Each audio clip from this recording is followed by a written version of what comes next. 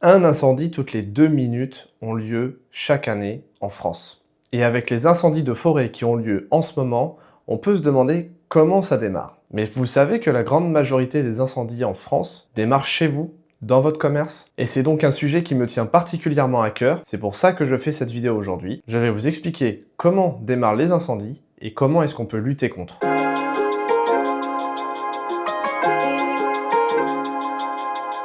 Bonjour à tous et bienvenue dans cette vidéo. Je suis Nicolas, le fondateur de Axton Sécurité, et aujourd'hui, on va parler d'un sujet brûlant, les incendies. On va d'abord essayer de comprendre d'où partent-ils. Je vais donc séparer cette vidéo en deux catégories. Les incendies domestiques et les incendies dans le cadre professionnel, que vous ayez une entreprise ou un commerce par exemple. Je ne parlerai pas des établissements recevant du public ou des travailleurs, car là, le sujet serait beaucoup trop complexe et durerait beaucoup trop longtemps pour une simple vidéo. Alors pour comprendre comment démarrent les incendies, je vais d'abord vous partager quelques chiffres. Comme je vous l'ai dit précédemment, un incendie a lieu toutes les 2 minutes. Ce chiffre a doublé sur les 20 dernières années. Je vous mettrai en description les liens de mes sources pour cette vidéo, évidemment. 80% des victimes sont décédées par les fumées et pas par les brûlures. Le nombre d'incendies domestiques annuels est d'environ 300 000. La part des incendies meurtriers la nuit est de 70%. Le taux de départ d'un incendie en cuisine est de 72%. Les incendies domestiques est la deuxième cause de mortalité des enfants de moins de 5 ans. Comme vous pouvez le voir, ce sont des chiffres impressionnant. Alors d'où partent vraiment ces incendies? Environ 25% des incendies domestiques commencent par une installation électrique défectueuse. Alors,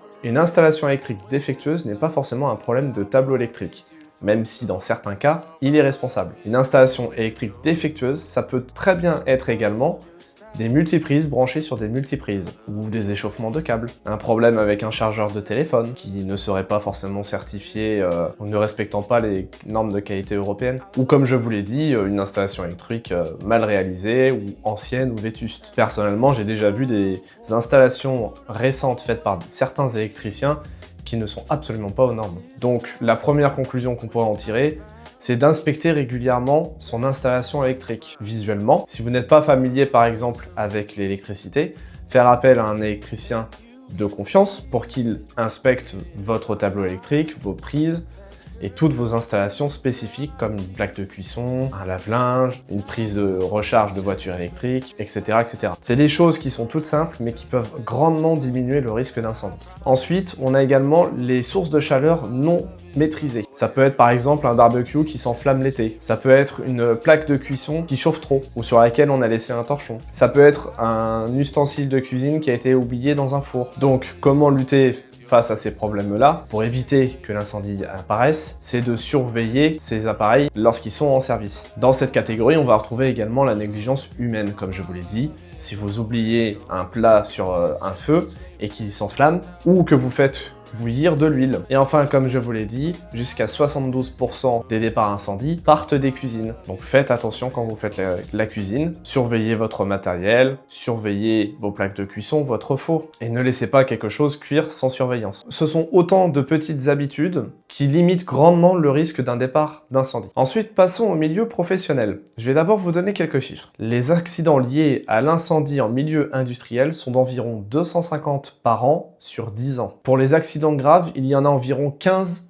par an. Le nombre de décès au travail est de 1 à 2 par an en rapport à l'incendie. Et enfin, le taux de disparition des entreprises après un sinistre est d'environ de 70%, soit 2/3 des entreprises. Donc en entreprise, comment on lutte contre l'apparition d'un incendie? La première chose, et là ça revient à ce qu'on a dit sur le domicile, ça va être de surveiller ces installations électriques, et d'autant plus en milieu industriel, où les puissances électriques seront beaucoup plus importantes, et donc de par l'effet Joule, le risque d'incendie est bien plus important également. Ça va être également de ne pas négliger la maintenance de ces appareils industriels. Et enfin, si vous avez des salles de repos équipées de cuisine, là encore, ce seront les mêmes conseils que ce que l'on a dit précédemment pour les domiciles. Alors, comment lutter contre un incendie s'il apparaît? La première chose, c'est d'être attentif lorsqu'on fait un élément à caractère aggravant, comme la cuisine par exemple. Toujours se tenir prêt à avoir un verre d'eau, un torchon humide ou autre, en fonction du type de feu et du type de départ d'incendie, à sa portée pour pouvoir éteindre le feu au moment où il commence. Attention à ne pas vous mettre en danger, car Selon le type de feu, il ne faudra pas réagir de la même façon. N'allez surtout pas envoyer de l'eau sur un tableau électrique qui prend feu. Ensuite, la deuxième solution, c'est d'avoir des systèmes de détection de fumée ou de chaleur. Par exemple, depuis 2015, il est obligatoire de disposer d'un détecteur de fumée chez soi, à minima, ou d'un DAF. En fonction de votre maison, il faudra en mettre plus. Ne le négligez surtout pas, c'est très important. Comme on l'a vu juste avant, 70% des incendies meurtriers ont lieu la nuit. Ce n'est pas pour rien. Un détecteur de fumée vous préviendra s'il détecte de la fumée, ce qui vous laissera le temps de sortir de votre logement s'il y a un incendie. Il existe différents types de détecteurs de chaleur, détecteurs de monoxyde de carbone. Il faudra bien choisir votre détecteur en fonction des risques que vous avez. Si vous avez une cheminée ou une chaudière gaz, un détecteur de monoxyde de carbone peut être très intéressant, à ne surtout pas négliger. Ensuite, là ça va du bon sens, ne surtout pas surcharger des multiprises ou des prises qui ne sont pas adaptées à une telle puissance. Ne rechargez pas une voiture électrique sur une prise standard. C'est une erreur que beaucoup de gens font et qui peut être très grave. Le risque d'incendie sur ce genre d'installation est très important. Si vous avez des chaudières, gaz, fuel ou des cheminées ou un cerf, il est très important de les faire entretenir tous les ans. Et dans le cas d'une cheminée ou d'un insert, de les faire ramoner. Pour ce qui est de la cuisine, ne la laissez jamais sans surveillance lorsque vous faites à manger ou que vous faites cuire des choses. Enfin, quand vous êtes en extérieur, pensez à débroussailler votre jardin régulièrement et si vous faites un barbecue, évidemment dans les périodes autorisées, pensez à toujours avoir un jet d'eau à proximité de vous dans le cas où votre feu deviendrait incontrôlable ou qu'il prendrait dans votre végétation. Et si vous fumez, ne jetez pas vos mégots par terre. Ça, on le voit suffisamment en ce moment. Enfin, si vous constatez qu'un feu a pris et que vous n'avez pas de quoi l'arrêter ou que vous ne savez pas l'arrêter, alertez immédiatement les pompiers, n'attendez pas. Il existe aussi des extincteurs que l'on va voir dans la partie entreprise qui peuvent être intéressants à avoir à domicile dans certains cas, notamment dans le cas d'un tableau électrique qui prendrait feu. Un extincteur à CO2 est le plus approprié pour ce genre de feu. Et bien évidemment, il faudra couper l'électricité pour éviter que ça ne revienne. Parlons maintenant des entreprises. Quels sont les différents moyens de lutter contre un incendie en entreprise ou dans un commerce? La première des choses, c'est de détecter. N'hésitez pas à installer des détecteurs de fumée ou de chaleur dans votre entreprise ou dans votre magasin, même si ce n'est pas obligatoire. Le plus important étant d'être prévenu le plus tôt possible. Dans les commerces, vous pouvez également, ou vous devrez également installer des dispositifs d'alerte manuels, qu'on appelle des déclencheurs manuels. Ceux-ci ont pour but de faire sonner une sirène afin de prévenir tout le monde dans l'enceinte qu'il y a un départ de feu. Là, encore une fois, je vous invite à regarder la réglementation qui vous concerne en fonction de votre commerce ou entreprise. Et si vous ne le savez pas, faites appel à un électricien qui sait faire de l'incendie. Ne faites pas appel à n'importe qui. Ensuite, une autre chose qui est très importante, c'est de disposer de plans d'évacuation partout dans l'enceinte de votre entreprise ou de votre commerce. Il faut que n'importe qui sache où se rendre pour sortir. Il faut donc connaître les issues de secours les plus proches possibles. C'est à ça que sert un plan d'évacuation.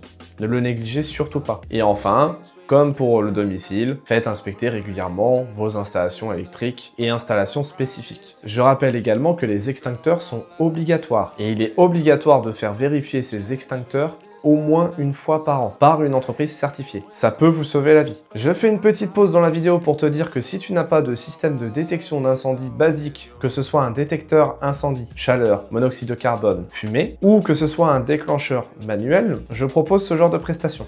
Donc si tu es intéressé, n'hésite pas à faire un petit tour sur mon site internet, je te mets le lien dans la description. Tu trouveras toutes mes coordonnées pour me contacter. Enfin, je vais vous donner aussi d'autres petites astuces qui peuvent vous servir au quotidien et qui pourront vous faire gagner de précieuses secondes. Pensez aux détecteurs incendie connectés.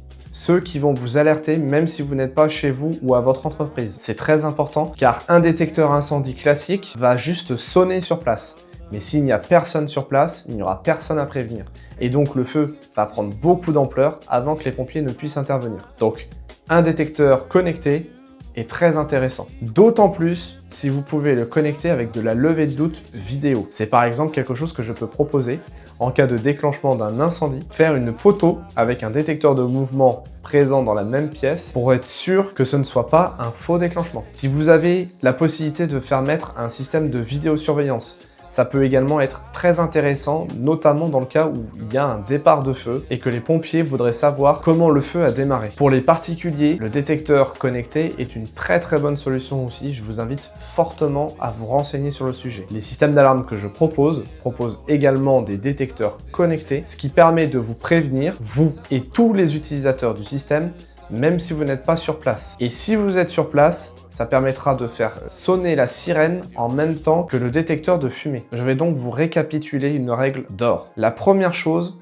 c'est d'éviter le départ d'incendie, donc de prévenir. Pour ce faire, il faut inspecter régulièrement son matériel, son installation électrique, surveiller ce qu'on fait, quand on fait de la cuisine notamment. La deuxième chose, c'est de détecter. Il faut pouvoir détecter le plus rapidement possible le départ d'un feu. Plus le feu est pris tôt, et plus il a de chances d'être arrêté avant qu'il ne soit trop tard. Donc restez vigilants, munissez-vous de systèmes qui vont surveiller votre maison ou votre entreprise 24 heures sur 24 et qui pourront vous prévenir même si vous n'êtes pas sur place. Ça vous permettra de gagner de précieuses secondes pour prévenir les pompiers en cas d'incendie. Si jamais l'incendie s'est déclenché, que vous êtes à l'intérieur de votre maison et que vous devez en sortir, restez le plus proche possible du sol. Les fumées montent et s'entassent en hauteur et finissent par redescendre. Plus vous serez proche du sol et plus vous aurez de l'oxygène pour respirer. Enfin, je vais vous donner aussi une erreur que je vois beaucoup trop souvent, que ce soit installé par des professionnels ou par des particuliers. C'est sur l'emplacement du détecteur incendie.